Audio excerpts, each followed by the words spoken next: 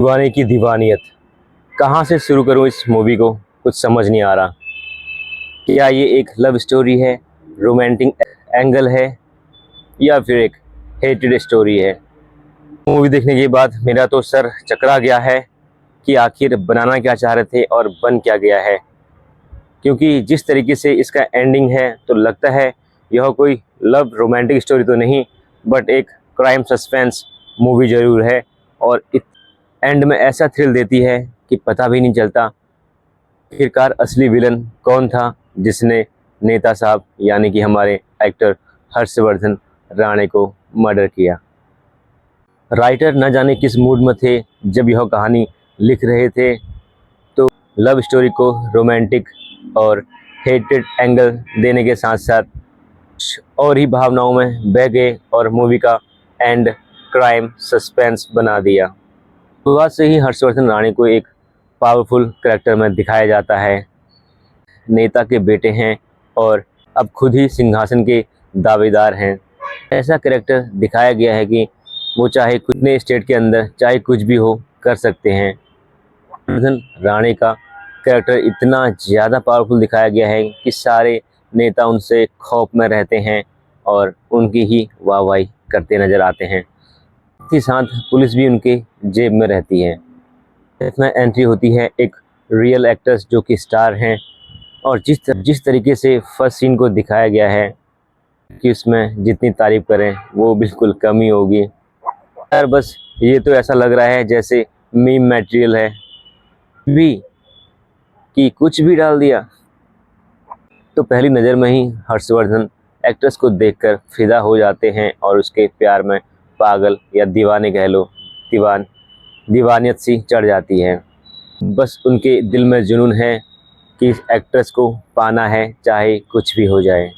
सत्ता का पावर दिखाकर एक्ट्रेस को अपने साथ एक ट्रिप पर ले जाते हैं जहां पर आर्मी को मोटिवेट करना होता है, और वहां उनके दिल की बात एक नाटक करते हुए एक्ट्रेस के लिए निकल जाता है।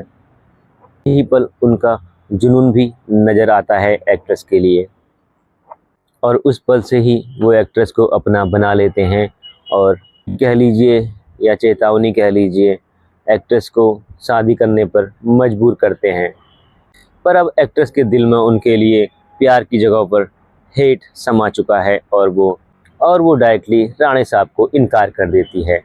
पर राणे साहब भी कहाँ कम हुए, वो उनके घर ही पहुंच जाते हैं सगाई के लिए, और चाहे प्यार से हो या धमका के, शादी तो राणा साहब से ही करनी पड़ेगी, ये उनके फैमिली वालों को चेतावनी देते हैं।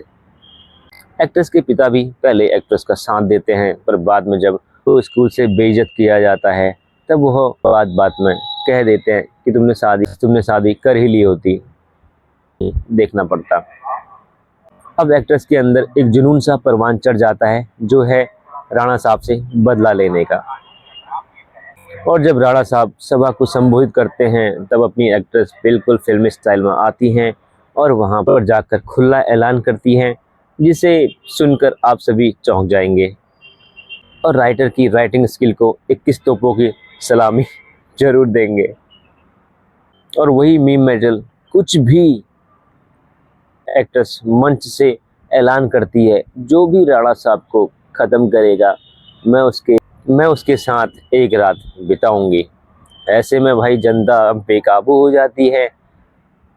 जनता बेकाबू क्यों होती है ये आप लोग भी समझ सकते हैं भाई। अब राणा साहब भी कम चालू थोड़ी ना है, तो राणा साहब भी खुद पर ही हमला करवा देते हैं पहले, और जिस तरीके से हमलावर को सजा देते हैं उसे देखकर कोई और दूसरा ऐसा ना करे, यह उनके लिए एक एग्जाम्पल सेट हो जाता है।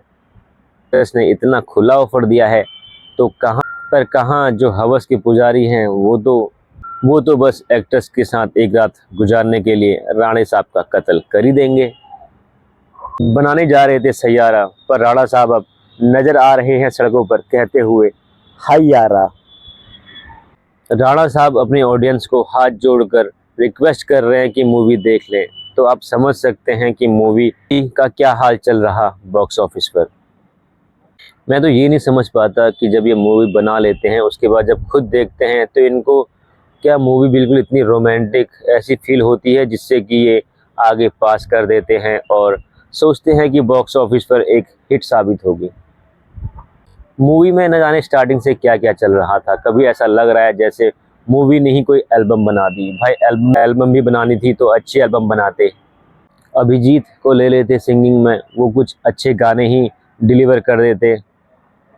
गाने पुराने मिक्स भी करने थे, कुछ अच्छे ही गाने कर लेते। कभी कभी यादों में आऊँ, कभी ख्वाबों में आऊँ, ऐसा कुछ डिलीवर करते जिससे ऑडियंस भी थोड़ा एंटरटेनिंग हो जाती। हर 2 मिनट में ऐसे गाने चल रहे हैं कि मतलब यार मूवी से तो मन ही हट गया। शायरी पर शायरी, मुशायरा पर मुशायरा, बाबा ऐसे तो नहीं चल पाएगा। आने वाला एक ट्रेलर देखा मैंने, इडली की दुकान, भाई साहब उसको देखकर जो फील, जो वाइब आ रही है, जबरदस्त। ऐसा ही कुछ बनाओ जो कनेक्ट करे। कहानी इसमें भी एक इडली की दुकान से शुरू होगी और जो एक्टर है वो पहुंचेगा, वो होगा एक बिजनेस टाइकून, पर वापस अपने फैमिली बिजनेस को चलाने आएगा, क्योंकि उससे उसका ज़मीर जुड़ा हुआ है। और जो कहानी में मज़ा आएगा वैसे ही कुछ सोचो और कुछ नया लेके आओ। नया का मतलब कुछ ऐसा नया नहीं जिसे देखकर ऑडियंस थिएटर से भागते हुए नजर आए। तो चलो, बाकी ज़्यादा कुछ नहीं बोलूँगा इस मूवी के बारे में। अगर आपने देख लिया है मूवी तो एक बार अपनी राय ज़रूर कमेंट बॉक्स में शेयर करें, और वीडियो पसंद आए तो लाइक शेयर ज़रूर कर देना। मिलता हूँ एक और लेटेस्ट वीडियो के साथ। Till then tata, bye bye.